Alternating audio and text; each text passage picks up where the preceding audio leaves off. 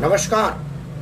मैं राकेश परमार। सबसे तो पहले आज मेरे यहाँ बारिश होने की वजह से लाइट कट गई है, तो मैं मोबाइल के ही उससे बात कर रहा हूँ। इन्वर्टर भी आज डिस्चार्ज हो गया है। सबसे पहले सावन के पवित्र महीने में ओम नमः शिवाय, ओम नमः शिवाय, ओम नमः शिवाय। भगवान भोलेनाथ की कृपा आप सब पर बनी रहे। ऐसी उम्मीद, ऐसी मनोकामनाओं के साथ मैं राकेश कुमार आप सबको सादर प्रणाम करता हूँ। मित्रों, आज बात की शुरुआत करने से पहले सबसे जरूरी मुद्दा था कि पता न क्यों बिहार में आसमानी बिजली गिरने से बहुत ज्यादा लोगों का मौत हो रहा है। ऐसा पहली बार, जब से मैं होश संभाला हूँ, ऐसा पहली बार सुन रहा हूँ कि आसमानी बिजली के मौत से इतनी ज़्यादा मतलब आसमानी बिजली से इतने ज़्यादा संख्या में लोगों का मौत हो रहा है। मैं ये नहीं कह रहा कि इसमें कोई साजिश है या मौत की संख्या कहीं और की कहीं और जोड़ी जा रही है, ये मैं नहीं कह रहा हूँ। लेकिन हम जब से होश संभाले हैं, जब से चीज़ों को समझने की शक्ति आई है, मैंने इतनी आसमानी बिजली के गिरने से मौतें नहीं देखा है। महादेव उन सब पर कृपा बनाए रखें जो लोग बिहार में रहते हैं और जहाँ पर आसमानी बिजली का थोड़ा बहुत भी खतरा है। प्रभु से प्रार्थना है कि हे प्रभु, आप उन पर अपना आशीर्वाद बनाए रखें, और जो लोग असमय ही काल के गाल में गए हैं उनके आत्मा को शांति दे। और प्रभु से विनती है कि और अकाल मौत, इस तरह की अप्राकृतिक मौत तो कम से कम बिल्कुल ना हो। परमपिता परमेश्वर से यही प्रार्थना करते हैं। मित्रों, आज कोई भूमिका और कोई बात नहीं। आज का हेडिंग है कि ये तो है अपराधी का अंत, कब होगा अपराध का अंत। आज का प्रश्न यही है कि ये दुबे का अंत उस अपराध के विकास का अंत नहीं है जो खाकी खादी और अपराधियों की सांठगांठ और गठजोड़ से बढ़ता है।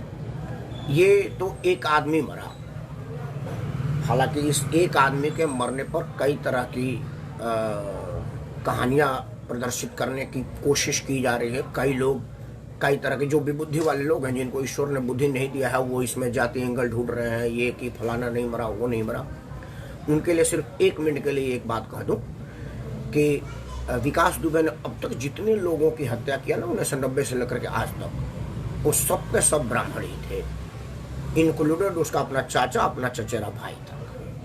उसकी जो अभी की पत्नी है ना, इसको भी गोली मरवाने का सुपारी दे दिया था। बाद में वो आके शास्त्रांत हुई कि हमें क्षमा कर दीजिए, आज के बाद गलती नहीं होगी, तब उसको बख्शा है। तो आप ये मत समझिए कि विकास दुबे किसी क्षत्रिय ब्राह्मण, किसी क्षत्रिय या किसी यादव या किसी और को मारा है। उसने अब तक जितनी हत्याएं की है, जितनी गुंडे की है ना, वो सब ब्राह्मणी, उसके द्वारा सताए गए, मारे गए, कपाए गए ब्राह्मणी हैं। इसका जीता जागता उदाहरण है कि आज जब वो मरा तो उसके गांव में मिठाई बटी। आप उसके आतंक का अंदाज लगाइए कि किसी के भी मरने पर उसके गांव में मिठाई नहीं बटती। ऐसा पहली बार देखा जा रहा है कि किसी आतंकी के मरने के बाद मिठाई बट रही है। ये उसके अपने कुकर्मों का नतीजा है, उसके अपने कर्मों का है कि उसके मरने पर जश्न मन रहा है। उनके बाद एक चीज और आपको मैं बता दूं, एक छोटा सा बात आपको कहना चाहूंगा। मैं क्या आप कैमरे पर आकर के कुछ कहना चाहेंगे? तो मैं चाहूंगा, क्योंकि आप फिल्म मेकर हैं, सुशांत सिंह राजपूत की लड़ाई आप बहुत आगे तक पहुंचाए हैं। मैं चाहूंगा कि इस पर अपना विचार दें। अगर हाँ, तो मैं आपकी बात सुनूंगा। खैर, मैं आपको एक बात बताऊं, एक छोटी सी कहानी। आज तो लाइट भी नहीं है और पता नहीं मोबाइल की बैटरी कब तक चलेगी। हुआ क्या कि एक बहुत बड़े संत, जो कि बहुत बड़े डाकू थे, बाद में वो बहुत बड़ा संत हुए। मैं नाम नहीं रख करके बेकार किसी जातीय उलझन में नहीं फंसना चाहता।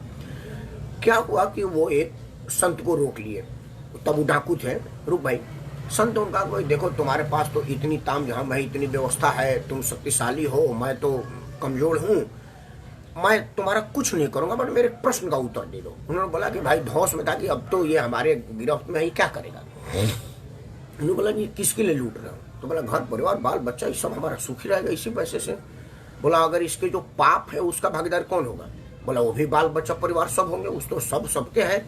तो बोला एक काम करो, मेरे को ही पकड़ो या लेके चलो, जाओ अपने परिवार से पूछो कि भाई ये जो मैं लूट खसोट कर रहा हूँ, लोगों की हत्याएं कर रहा हूँ, इसका जो पाप होगा उसमें से तुम लोग कितना कितना हिस्सेदार होंगे। सबसे पहले वो अपने माता पिता से पूछा, बोला नहीं नहीं मैं पाप में क्यों भागीदार होंगी, तो तुम्हारा है, पत्नी बच्चों सबसे पूछे। एक भी आदमी उसके पाप में भागीदारी करने की हामी नहीं भरी। एक ने भी कहा कि तुम्हारा पाप हमारे सर है, उन्होंने कहा पाप तुम्हारा है, पुण्य मेरा है।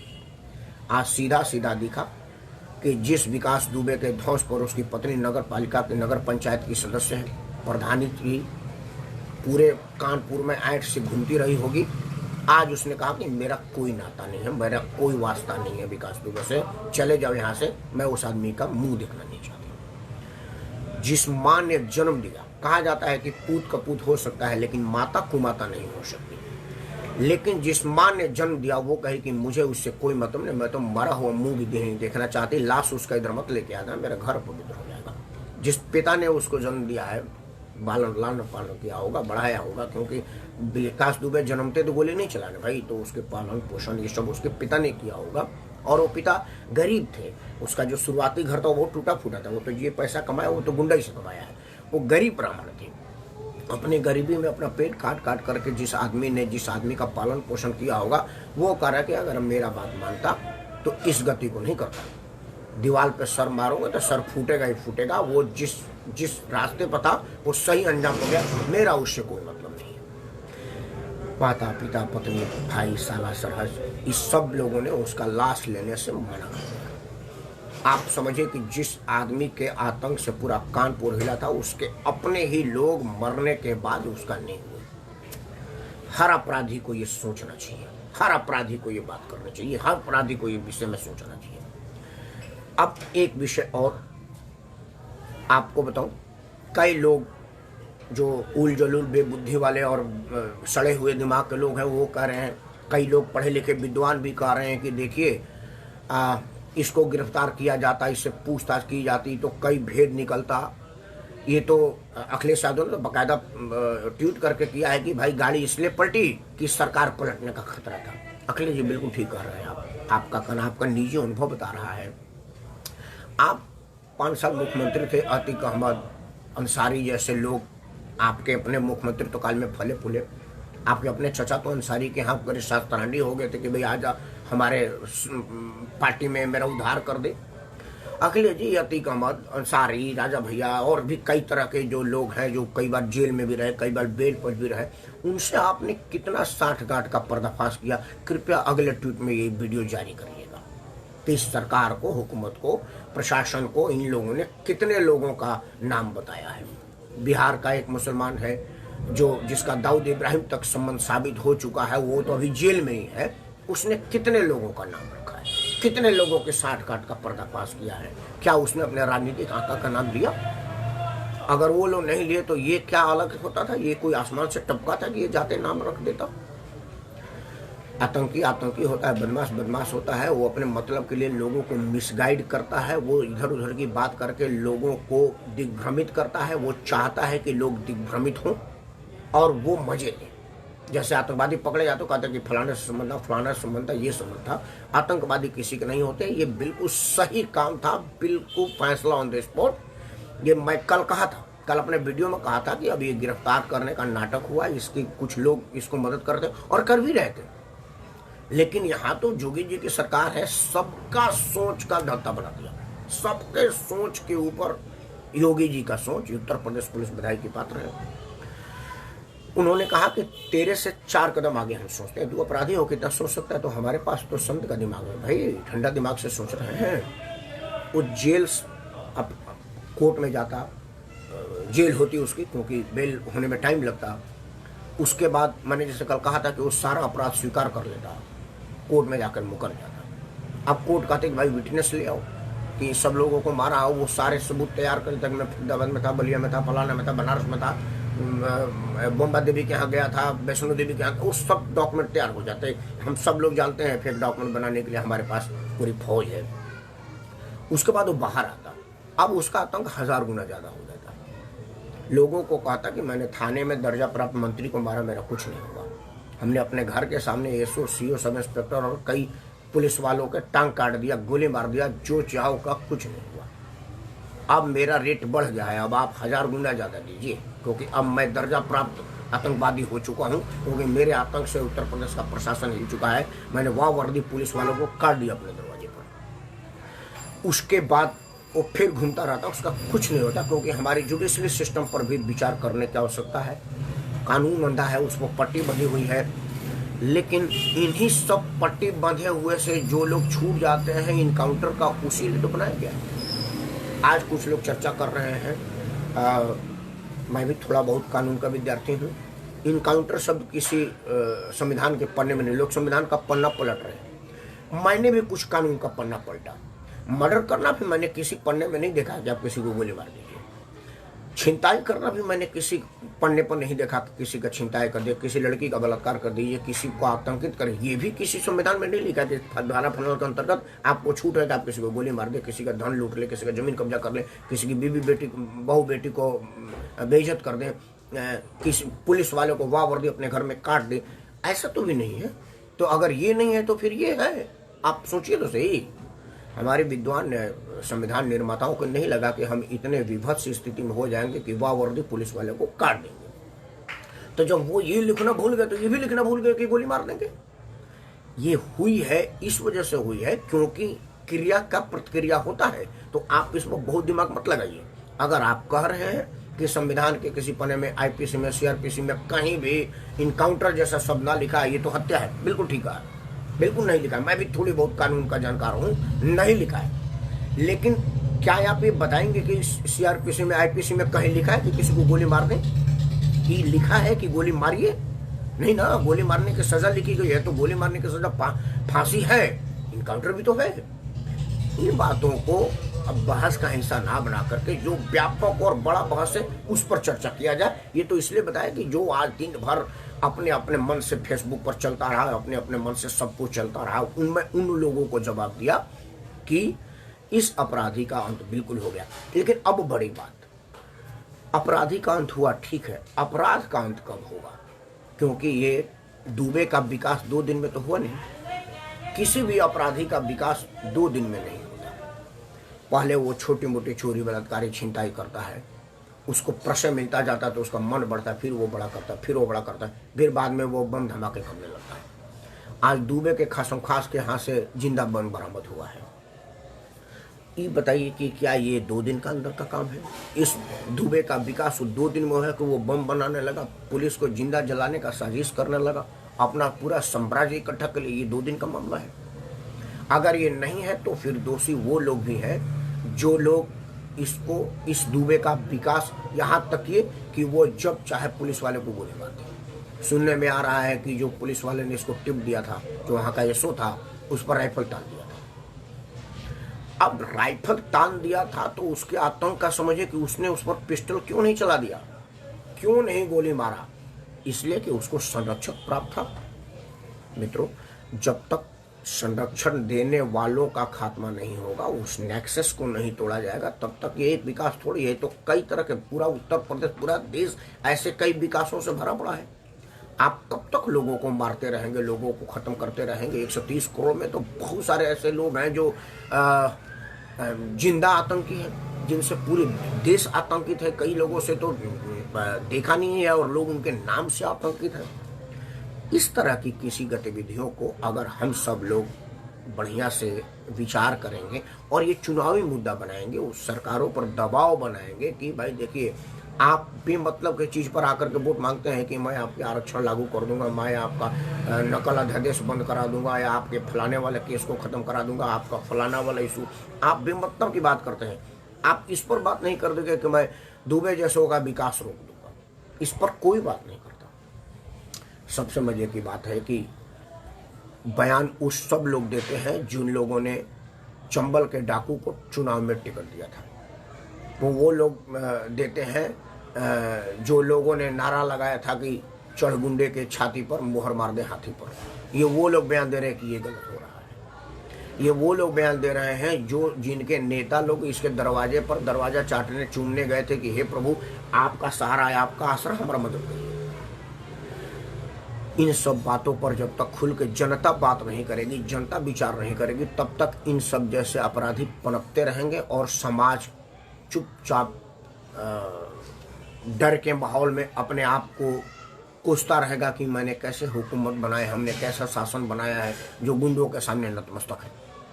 मित्रों, मैं आज जो प्रश्न उठा रहा हूँ विकास का अंत, ये इससे ना तो मैं खुश हूँ ना मैं दुखी हूँ। मुझे ये विकास के अंत से मैं बिल्कुल प्रसन्नचित नहीं।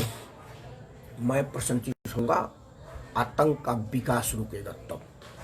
मैं प्रसन्नचित होऊंगा कि किसी भी राजनीतिक दल के किसी भी मंच और माइक के सामने कोई आतंकी, कोई बदमाश, कोई हिस्ट्री शीटर जब उस मंच पर नहीं जाएगा तब।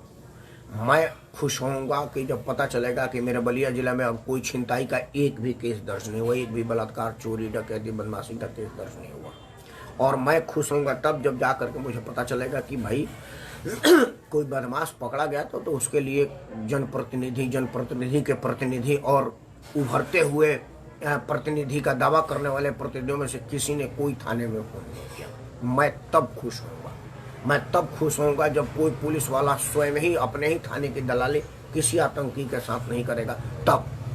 और ये तब होगा जब आप सब लोग इस बात को चुनावी मुद्दा बनाएंगे। आप सब लोग बदमाश को बदमाश की तरफ से, आतंक को आतंक की तरफ से लेंगे। उसमें क्षत्रिय, ब्राह्मण, वैश्य, शूद्र, यादव, दलित के नाम पर ना लेंगे, तभी हो पाएगा।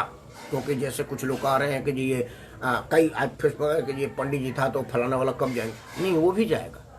अंत सबका है। अमर तो यहाँ रावण नहीं हुआ, अमर तो यहाँ पर कोई नहीं हुआ भाई। तो वो जाएंगे, सबका समय निर्धारित है कि किसका कब समय है। आप इस बात को जातीय एंगल से, क्षेत्र के एंगल से, ऊंच नीच के एंगल से ना सोच करके आप ये सोचिए, ये मांग कीजिए। ये मत मांग कीजिए कि फलाना मरा तो कम। आप ये मांग कीजिए कि उत्तर प्रदेश से माननीय योगी जी अपराध मुक्त उत्तर प्रदेश कब हो। आप ये मांग कीजिए कि योगी जी आपको भी 3-3.5 साल आए हुए हो गया है। इतना बड़ा आतंकी का हिस्ट्री शीट नहीं बना था। ये अपने यहाँ का वांछित आतंकवादी भी नहीं था। सबसे बड़ा बात है, आप उनमें से कितने लोग सस्पेंड हो रहे हैं, उनमें से कितने लोग बिहाइंड द बार हो रहे हैं। जिन लोगों की जिम्मेवारी थी कि 6 से या 8 से कुछ उनका पैरामाउंट है कि इतने मुकदमे के बाद उसको हिस्ट्री शीटर मान लिया जाएगा या वंचित बदमाश मान लिया जाएगा, इतनी करने के बाद इस आदमी का नाम उसमें क्यों नहीं आया था, इसकी जांच की जाएगी। मेरा मांग है कि उसका पिछले 4-5 साल का रिकॉर्ड जांचा जाए। पिछले 4-5 साल से उसने किस किस लोगों से बात किया था, वो सब लोगों का स्कैन किया जाए, तब जाकर के बात होगा। और वो सब स्कैन वीडियो पे हो, वो सब स्कैन बिल्कुल एक समाचार चैनल के स्टूडियो में बैठ के हो, या स्वयं में वीडियो पे हो कि उसने फला फला आदमी को फोन किया, फला फला आदमी। उन सब आदमियों से बुलाया जाए कि आपसे क्या बात कर रहा था। हो सकता है उसमें से कई लोगों से उसने रंगदारी वसूलने के लिए बात किया, बिल्कुल उनसे बात किया जाए कि आपका रंगदारी देने के पीछे क्या मनसा था, मार देने का, अपहरण हो जाने का, या कोई लोकल स्तर का आदमी भी आपके साथ दबाव बना रहा था उसके नाम पर। क्योंकि मुझे बहुत बढ़िया से याद है, मैं चंदन तस्कर वीरप्पन, आप लोग जानते होंगे कि चंदन तस्कर वीरप्पन का बड़ा नाम था। आप एक बात जानकर के आश्चर्य हो जाएंगे कि वीरप्पन के लिए कहावत है, भोजपुरी में कहते कि थोर के लिए गांधी जी या ढेर के लिए सलो बाबा। उस वक्त जिस भी सफेद पोस्ट को जब भी पैसे की जरूरत पड़ती थी, किसी आदमी से फोन किसी उद्योगपति को करवाता था कि वीरप्पन का आदमी बोल रहा है, और वो आदमी भागा भागा जंगल में पैसा लेके जाता था, आधे रास्ते में पैसा ले लेता था। वीरप्पन के नाम पर खूब डकैती। अब जा करके अंत में हुआ कि वीरप्पन अब चुनावी मुद्दा बनने लगा था, तब उसको मारना पड़ा। और वीरप्पन बहुत दूर नहीं मराया था। वीरप्पन कहाँ मरवाया था ये बात जान लीजिएगा। एक आतंकवादी होता था डकैत ददुआ के नाम पर भी खूब वसूली हुई। अब ये छुप बताने की बात नहीं कि ददुआ किस गिरोह में था, कौन से पार्टी में था, किसको नेताजी कहता था, ये सब आप सब लोग जानते हैं। लेकिन जैसे वो अपने राजनीतिक उस पर भारी पड़ने लगा, उसका खात्मा हो गया। उसी तरह से आतंकवादी का उस सब की स्क्रूटनी हो। और बकायदा देखिए योगी जी, आपका यश खतरे में है। मैं सीधा सीधा आपको कह रहा हूं कि आपका यश खतरे में है। आपको इसके 5 साल की टेलीफोन कॉल डिटेल निकालनी चाहिए। आप ये ना सोचें कि वो कौन से भाजपा नेता को फ़ोन किया, कौन से सपा नेता को फ़ोन किया, कौन से आईएएस को फ़ोन किया, कौन से आईपीएस को फ़ोन किया, क्योंकि मैं ये मानने को तैयार नहीं हूँ कि वो मैं फोटो को प्रूव नहीं मानता। मैं ये जो लोग कहते हैं कि वो भाजपा के साथ फोटो है, सपा के साथ फोटो है, नहीं, फोटो का तो मैं गवाह हूं कि मैं कितने लोगों के साथ कई लोगों का फोटो खिंचवाए जो जानते भी नहीं है। कई लोग मेरे को, यार जरा मैं सीधे से थोड़ा खड़ा हूं, एक मेरा फोटो खींच दो ना, क्योंकि हम लोग भी समाज में घूमते रहते हैं और कई लोग फोटो खिंचवा लेते हैं। आज राजनाथ सिंह का जन्म था, 50 लोगों को फोटो के साथ मैंने फोटो देखा। उसमें से 4-5 फोटो मेरे फेसबुक पर फ्रेंड है जिन्होंने मुझे कहा था कि यार आपके कार्यक्रम में एक मेरा भी फोटो ले लो ना यार, देखो ना जरा एंगल बन जाता। तो मैंने ऐसे लिया था जैसे राजनाथ सिंह से हाथ मिला रहे, ऐसे था, जो कि राजनाथ सिंह से बहुत दूर खड़े थे, लेकिन वो कैमरा से फोटो मैंने लिया था, मुझे याद है। तो अब सब लोग, वो तो लोगों को बताए होंगे ना कि हाँ एक कार्यक्रम में हम मिला रहे थे। हाँ, फोटो को मैं बिल्कुल प्रमाण नहीं मानता, बिल्कुल खुले पर बहुत बड़ी साफ और ईमानदारी से कह रहा हूँ कि उसका किसके साथ फोटो था ये महत्वपूर्ण नहीं है। प्रमाण है कि उन्हें किससे बात किया था, टेलीफोन कॉल डिटेल पिछले 4-5 साल की, संभव हो सके तो 1990 से आप तक का डिटेल निकालिए। अगर जितना ज्यादा से ज्यादा लंबे समय तक का डिटेल निकले और वो सब लोगों से पूछताछ हो कि आपको इससे क्या बात थी। आप कई लोगों हो जिसको फ्रीक्वेंट कॉल किया होगा, रोज कॉल करता होगा, तो वो सब पुलिस के पास मैकेनिज्म है उसकी जांच करने के लिए कि कौन से कॉल को स्कूटनी में लेना चाहिए था। हो सकता है कुछ कॉल वैसे भी हो गया हो, कुछ कॉल ऐसे, उन सब जान जाएंगे उन लोगों के। उनमें से जिन लोगों के वो सफेद पोस्ट और वो लोग जो आएंगे उनसे बात करा जाएगा।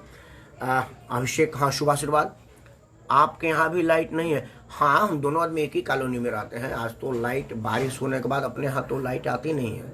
जैसे हम बलिया वाले लोग बारिश देखते हुए लिट्टी का जुगाड़ करने लगते हैं, अरविंद केजरीवाल के आने के बाद बारिश देखते हुए बिजली कटने की जुगाड़ हो जाती है और स्टेबलाइजर भी डाउन हो गया है, क्योंकि आप तो वो पता नहीं चला, वो एसी पर था और सूख गया स्टेबलाइजर। तो खैर ये मोबाइल का है, दूसरे मोबाइल को पीछे लाइट में लगाया हूँ और एक मोबाइल से मैं बात कर रहा हूँ, दूसरे मोबाइल के, वो इसलिए बीच में तुमको शेड आ रहा है। एनीवे, आज मुद्दा लाइट नहीं है का नहीं है अभिषेक, आज मुद्दा है जो कुछ लोगों के चेहरे पर लाइट आया है उस पर है। मित्रों, आप एक बात जान लीजिए, जब भी आप किसी बदमाश को किसी राजनीतिक दल के साथ देखें, आप उस राजनीतिक दल का बहिष्कार करते हैं ओपनली। आप कहिए कि मैं फलाने आदमी के वजह से तुमको वोट नहीं दे रहा हूँ। अभिषेक लिख रहे हो, वैसे आज की सुबह की शुरुआत बड़ी अच्छी न्यूज़ से हुई। अभिषेक, मैं इसको अच्छी न्यूज़ नहीं कहूँगा, बिल्कुल बहुत बहुत मतलब मैं बड़ा ही उससे कह रहा हूँ।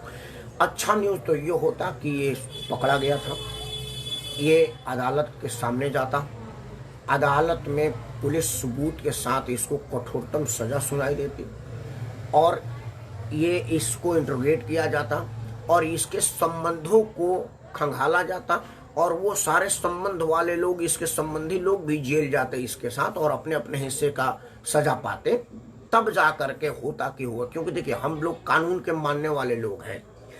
अच्छी खबर अभिषेक इसलिए कह रहा हूँ, मैं भी इसको कह रहा हूँ कि बड़ी अच्छी खबर है, इसलिए अच्छी खबर है कि हम लोग हताश हो चुके हैं। असल में क्या है ना कि हमने रोशनी देखा नहीं, तो अंधेरे में मोमबत्ती को ही हमने कहा कि बड़ा बढ़िया यार, बहुत बढ़िया प्रकाश आ रहा है। हमने उसको मतलब मोमबत्ती को जलते हुए हमने कहा कि यार बहुत बढ़िया प्रकाश आ रहा है। जब तक तुम उजाले से दर्शन तुम्हारा नहीं होगा, तुमको पता नहीं होगा। विकास दुबे का हत्या, ये हत्या है, वो स्क्रिप्ट सब है। मैं कल फेसबुक लाइव तो तुमने शेयर भी किया था। कल मैंने कहा था कि ये मीडिया वाले इतने न ज्यादा इसके साथ लगे हुए हैं कि कहीं रास्ते में गाड़ी पंचर होने के चांसेस भी नहीं है। लेकिन वो पुलिस ने सबसे पहले कानपुर में इसके गाड़ी पलटने का पहले मीडिया वालों को रोक दिएगा, तब जाकर गाड़ी पलटी। वो सब स्क्रिप्टेड है, उसमें नहीं, मतलब मैं बिल्कुल दावे के साथ कह सकता हूँ कि गाड़ी पलटी उल्टी नहीं है, ये इसका अंजाम को गया है। और ये भी मैं दावे के साथ कह रहा हूँ कि इसको इसका अंजाम पर इसलिए भेजा गया है कि अगर ये जिंदा जाता तो हो सकता है ये सच भी होता कि ये कई लोगों का, जिन लोगों के साथ इनका जीवन संबंध उनका बात होता, और ये भी हो सकता था कि हो सकता है कि ये पुलिस को मिसगाइड करता, राजनीतिक माइलेज लेने के लिए रोज रोज टीवी पर नए नए बयान दिलाने के लिए। आज कहता कि मेरा सपा से संबंध है, कल बोलता कि बसपा से संबंध है, परसों बोलता कि भाजपा से संबंध है, चौथा रोज बोलता कि कांग्रेस से संबंध है, कल बोलता कि डीजीपी को जानता हूँ, एसपी को जानता हूँ। ऐसा भी कर सकता था क्योंकि वो आतंकवादी है, उसको देश की भावना होने से उसको कोई मतलब नहीं है। उसे तो मतलब है देश को बदनाम करने, कानून को परेशान करने और आदमी को दिक्कत पहुंचाना। तो ऐसा आदमी क्या करता है कहा नहीं जा सकता। इस वजह से इसका अंजाम जो हुआ वो बिल्कुल ठीक हुआ। लेकिन ये कानून का राज नहीं हुआ। भारत एक स्वतंत्र देश है और भारत जैसे देश में कानून का राज हो तब जा करके हम जैसे लोग खुश होंगे। बेंगलोर वाला घटना, उसने कुछ लोगों ने बड़ी विभत्स दुष्कर्म किया, पुलिस ने मार दिया, क्योंकि वो कानून से बच जाते, बिल्कुल बच जाते और उनका अंजाम वही था। जी बिल्कुल सही, हाँ बिल्कुल। अभिषेक इसको शेयर कर रहे हो ना, बड़े बड़े ग्रुपों में करो। कल तुमने बहुत ज़्यादा किया था लेकिन आज भी करो, तुम शेयर करते रहो, लिखना बाद में, क्योंकि मैं बाढ़वाला के आज 12 तारीख तक मेरा लास्ट है, 12 तारीख बाद शायद खुल जाएगा, फिर भी मैं बोलते बोलते शेयर नहीं कर सकता। ये शेयर वाली जिम्मेदारी तुम्हारी है। पुलिस का राज हमेशा से हम जैसे सिविल सोसाइटी में रहने वाले लोगों को अखड़ता है, गलत है। हम जैसे लोग ये मानते हैं कि इस देश में कानून का राज हो, हमारे आपके सबके दिमाग में कानून का डर हो, किसी अपराधी आतंकी पुलिस का डर ना हो। हमको ये डर ना हो कि भाई पुलिस हमको लेके थाने जा रही है तो बीच में गाड़ी पंचर ना कर दे। ये निश्चित आदमी हो करके जाए। लेकिन इसके लिए हमको 2-3 पहलू पर विचार करना पड़ेगा। सबसे पहले हमारे पुलिसिंग पर, सबसे पहले पुलिस रिफॉर्म सरकार ने रोक रखा है। पुलिस को बिल्कुल स्वतंत्र कर देना चाहिए। पुलिस पुलिसिंग के हिसाब से काम करे। तुमको पता है न्यूयॉर्क की पुलिस प्राइवेट है, जैसे हमारे यहाँ ये सिक्योरिटी गार्ड होते हैं ना, उसी तरह से न्यूयॉर्क पुलिस है। अमेरिका की पुलिस स्वतंत्र पुलिस है, मतलब प्राइवेट एजेंसी है। जिस तरह से हमारे यहाँ सिक्योरिटी गार्ड होते हैं उस तरह से वहाँ की पुलिस है, एक प्राइवेट एजेंसी के पास है। लेकिन फिर भी अमेरिका के राष्ट्रपति की गाड़ी को रोक सकती है और अमेरिका का राष्ट्रपति उस गार्ड को नहीं हटा सकता, उस पुलिस वाले को कुछ नहीं कर सकता, उसके एजेंसी को कुछ नुकसान नहीं करता अनटिल अनलेस कि पुलिस वाला कोई गलत ना हो। जैसे वो एक अश्वेत आदमी को दबा करके मार दिया पुलिस वाला, उसको गिरफ्तार कर लिया क्योंकि पुलिस वाला दोषी था। पुलिस वाला किसी प्रदर्शन की वजह से नहीं गिरफ्तार हुआ। उसी तरह से मैं नहीं कर रहा कि भारत की पुलिसिंग किसी प्राइवेट एजेंसी को दे दी जाए, लेकिन स्वतंत्र एजेंसी पुलिस अपने आप में हो, ये तो चाहिए, पहला बात। दूसरा बात सबसे जरूरी है, हमारे देश में कानून का कछुए का चाल चल रहा है। उसके लिए एक ये भी कारण होता है कि हमने पुलिस में न्यायालय की संख्या नहीं बढ़ाया है। हम पंचायत बढ़ाते गए, हम रोज रोज एक एक राज्य को बढ़ाते गए कि बड़ा राज्य है, नहीं चल रहा है तो मध्य प्रदेश से काट करके छत्तीसगढ़ कर दिया जाए, बिहार से काट करके झारखंड कर दिया जाए, उत्तर प्रदेश से काट करके उत्तराखंड कर दिया जाए, आंध्र प्रदेश से काट करके तेलंगाना कर दिया जाए तो कुछ कंट्रोल होगा। लेकिन हमने ये नहीं कहा कि एक हाई कोर्ट उत्तर प्रदेश में कम से कम 6 जगह होना चाहिए। हमने ये नहीं सोचा। हमने ये नहीं सोचा कि सुप्रीम कोर्ट की कुछ ब्रांचें और होनी चाहिए, सुप्रीम कोर्ट में जजों की संख्या और बढ़ानी चाहिए। हमने इस विषय पर आज तक बात नहीं किया। अगर आप बात नहीं करेंगे तो तारीख पर तारीख, तारीख पर तारीख और तारीख पर तारीख पड़ती जाएगी। इसके लिए तो आप स्वयं जिम्मेवार हैं, क्योंकि ये कानूनी पहलू को हम मान करके चुप लगा जाते हैं, इसको हम चुनावी मुद्दा बनाते ही नहीं। हमने कहा किसी को पूछा कि भाई तारीख पर तारीख बनता जा रहा है और आप कुछ नहीं कर रहे हैं। इस विषय पर हमने कभी कोई चुनावी मुद्दा बनाया क्या? जब तक आप इसको चुनावी मुद्दा नहीं बनाएंगे, जब तक आप इसको आम पब्लिक के उसमें नहीं लगाएंगे, तब तक नेताओं को तो सुविधा है, क्योंकि नेता तो आज बोल देगा कि जी ऐसा है, हमने फलाने वाले जाति को फलाने वाले के साथ कर दिया, फलाना मंदिर, एक बोलेगा कि हमने फलाना मंदिर को बनाने के लिए रोक दिया, दूसरा बोलेगा हमने वहाँ पर मस्जिद बनने से रोक दिया, तीसरा बोलेगा कि हमने बिहारी को रोक दिया, चौथा बोलेगा कि हमने पूर्वांचली को रोक दिया। तो हम इसी में उलझे रहेंगे। असली मुद्दों पर हम कभी चर्चा कर ही नहीं पाएंगे, कर ही नहीं सकते। इन्हीं वजह से इन्हीं विषयों पर इन अपराधियों का मनोबल बढ़ता है, क्योंकि उसको पता। अब जब देखिए कानपुर में भारतीय जनता पार्टी के मुरली मनोहर जोशी भी रहे, कानपुर में कांग्रेस के केंद्रीय मंत्री और कांग्रेस के प्रदेश अध्यक्ष तक रहे। किसी एक आदमी ने चुनावी मुद्दा में कहा कि विकास दुबे के आतंक का अंत करूंगा मैं? कभी भी। कांग्रेस पार्टी आज ट्वीट कर रही है, प्रियंका जी पूछ रहे हैं कि कब होगा। प्रियंका जी जा करके अपने पूर्व प्रदेश अध्यक्ष और पूर्व कैबिनेट मंत्री से बुला के पूछे, तू तो कानपुर का था, तूने अभी एक भी संबोधन में कभी बोला है कि मैं विकास का अंत करूंगा?